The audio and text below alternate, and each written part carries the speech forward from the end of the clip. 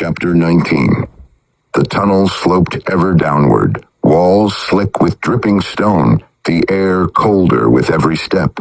Chains scraped and clattered, pulled tight by beings whose eyes glowed faint green, their faces void as masks. Beside them stalked drones, their metal limbs clicking in jerks, sparks twitching at the joints. Behind, the watchers advanced in hazmat suits, hoses snaking from their backs. Claire clutched Ethan close, her arm braced firm around his small shoulders. He stumbled barefoot over the rough stone, gasping with each step, his face buried in her side. She bent low, whispering fiercely into his hair, "I've got you, baby. Only keep moving, don't cry." Behind them, Cody and Kayla dragged their feet, fighting every pull of the chain. Their curses bounced off the walls, ragged and defiant. A drone slammed Cody against the wall hard. Another watcher yanked Kayla forward by her collar, striking her down with an iron baton. Blood ran down her chin, but she spat in its direction and kept shouting. The tunnel widened. They stumbled out onto a ledge, circling a cavern so vast its ceiling vanished into blackness. At its center churned a pit of black liquid, trembling as though the earth itself was breathing beneath it.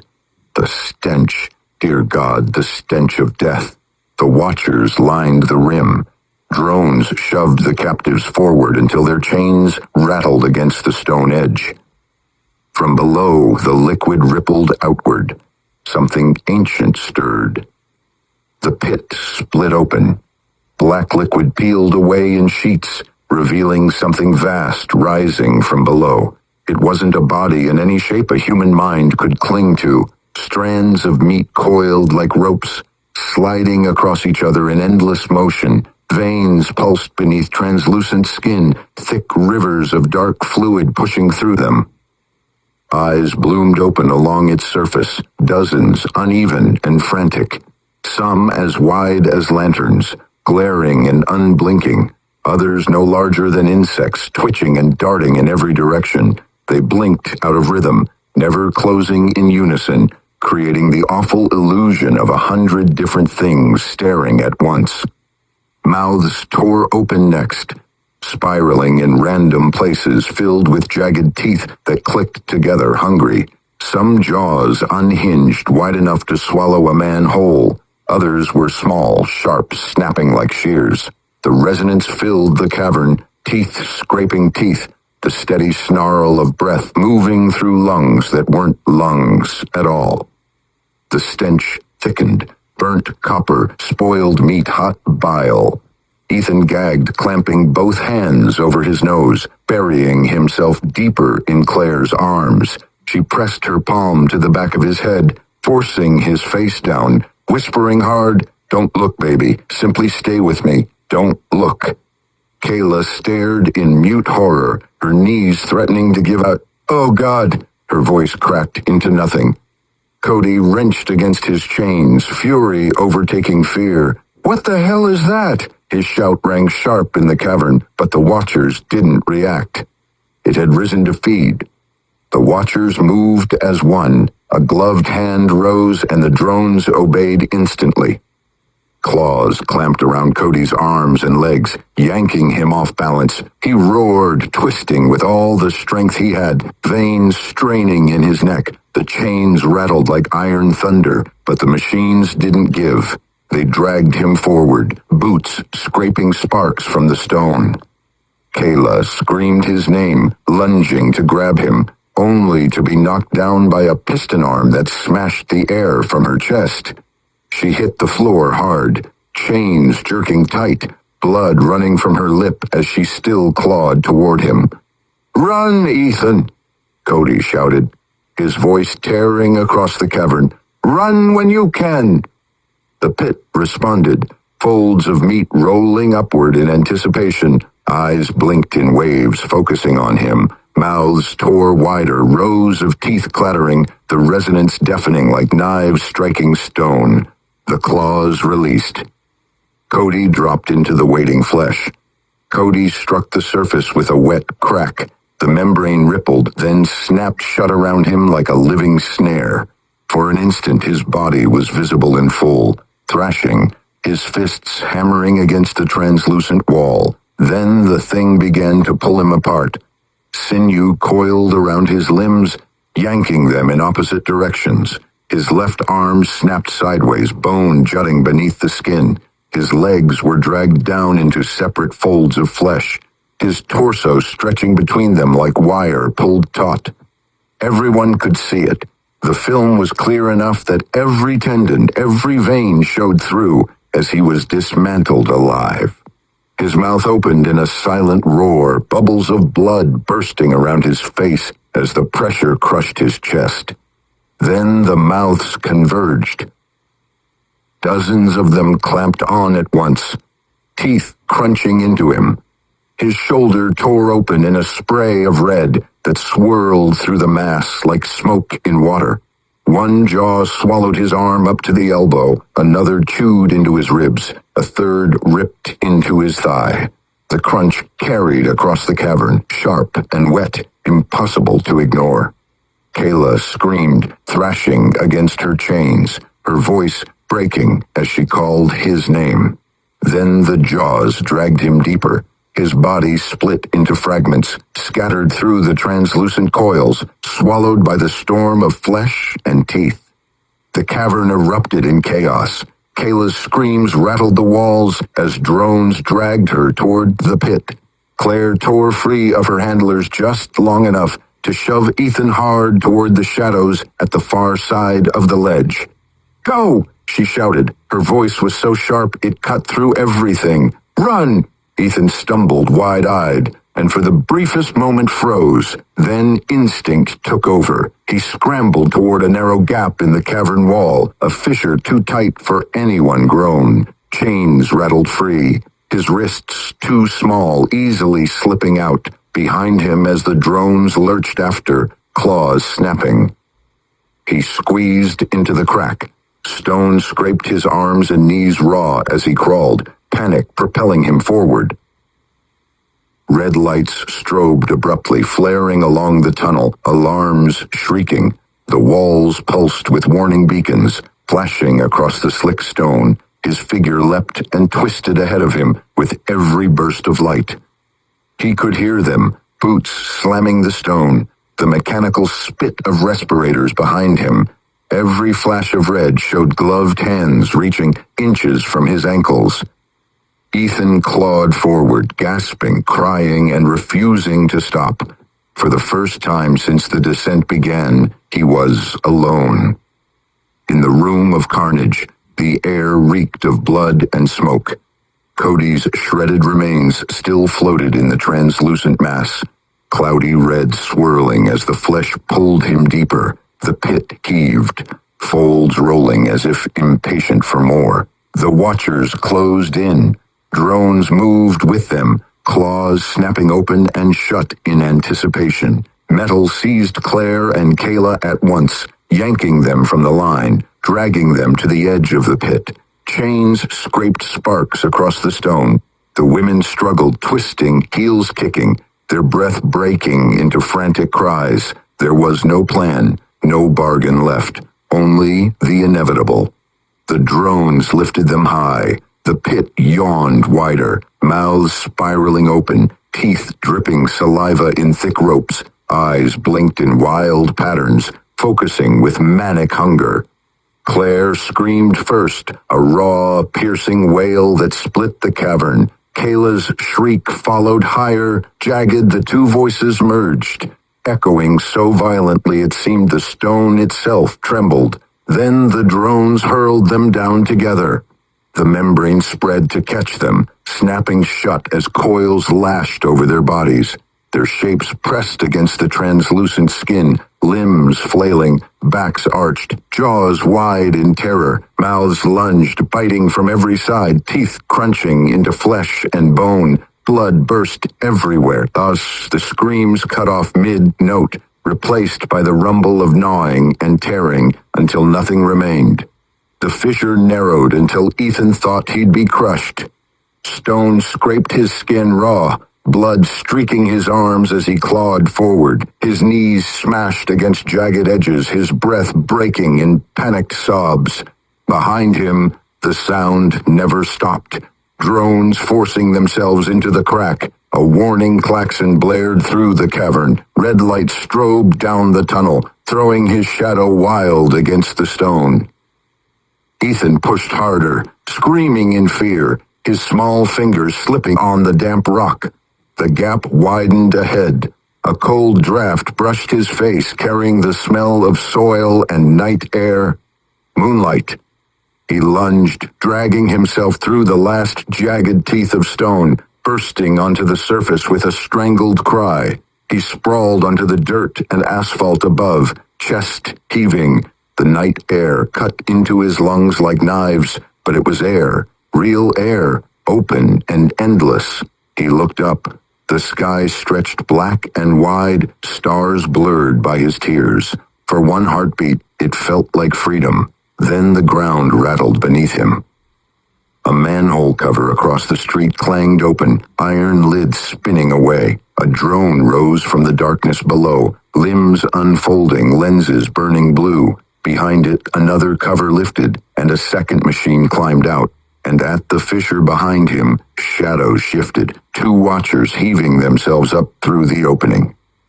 The surface wasn't safe. It was the next stage of the hunt. Ethan scrambled to his feet, lungs burning, legs already trembling. His bare feet slapped against the cracked asphalt, every step sharp, painful, but he didn't dare stop. The town was deserted, silent except for the alarms.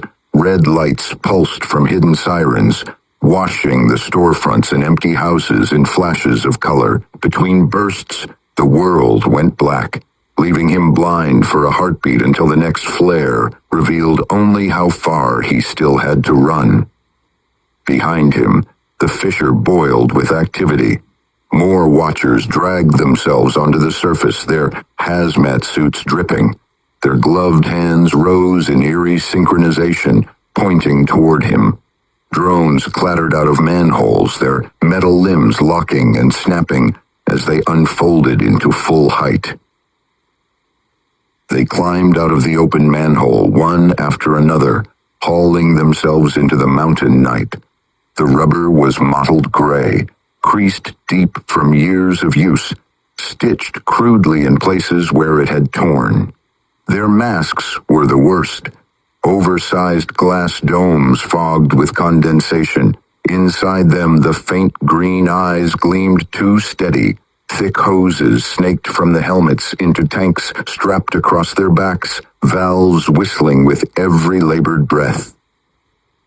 The figure rose slow, dragging itself upright as if the climb had already drained it.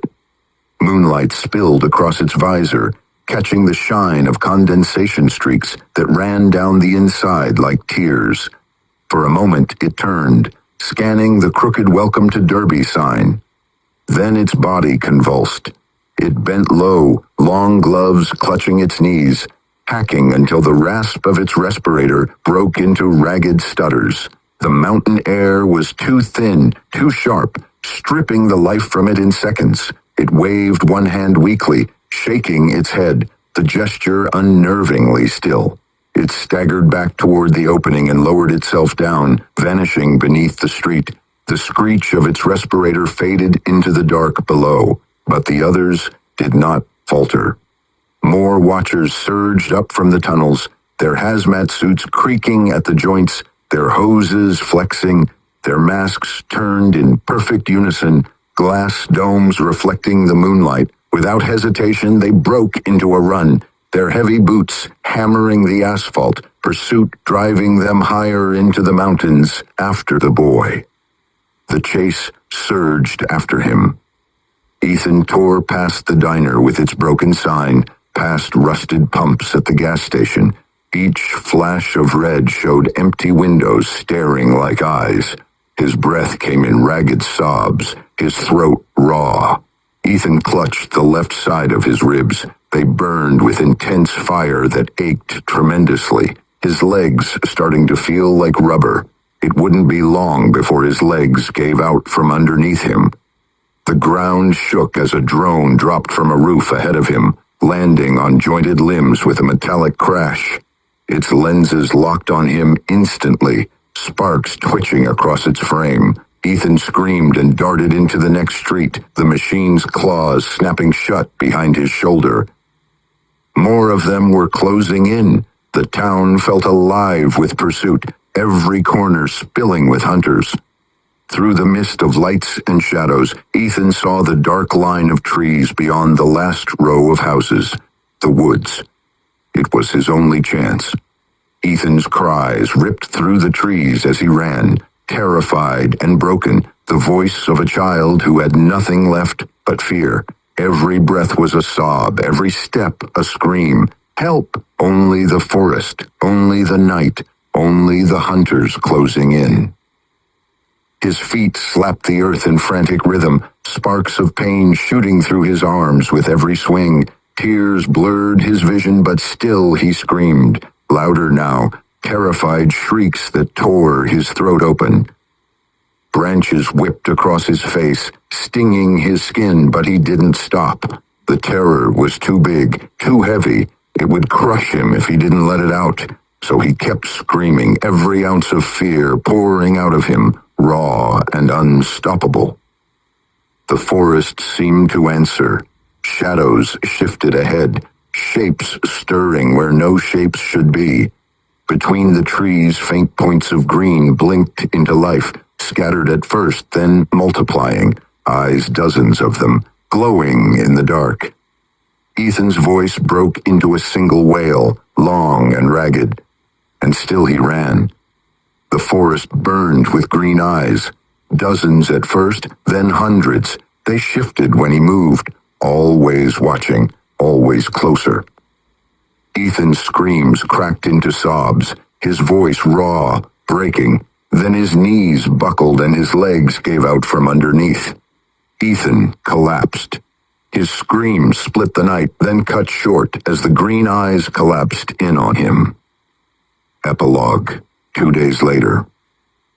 Sheriff Ryan sat in his cruiser, tucked into the brush at the base of the hill. The car was dark, engine off, windows cold. Beyond the windshield, the Welcome to Derbie sign leaned crooked on its post, white paint blistered, streaks of rust crawling through the wood. Moonlight picked it out in silver, the word Derbie faint and uneven against the black slope behind it. The mountains rose up all around, tall and still, their peaks lost to shadow. Pine trees pressed close to the road, their branches swaying lightly in the night breeze. Somewhere higher, the wind moaned through a rocky cut in the ridge, the rumble carrying like a low horn. Ryan's face sat half in shadow, his eyes fixed on the stretch of highway unfurling below. His hands rested on the steering wheel, calm, patient, as if the night belonged to him. He didn't reach for the flask again. Instead, his hand moved to the notebook resting on the passenger seat. The cover was cracked, stained by years of handling, its edges curled and soft. He flipped it open with a slow motion, the leather whispering against his sleeve. Moonlight pooled across the pages, pale enough to show the list inside. Names written in ink, careful, even letters, each one a marker. The list waited. Names lined in careful handwriting, measured strokes, steady spacing, no dates, no explanations, just people reduced to letters. Ryan raised the pen and began to strike them through. The scratch of the nib sounded loud in the stillness, sharp and unbroken. David, Claire, Cody, Frank, Eric, Jesse, Kayla, Terry, Stephen, and Ethan.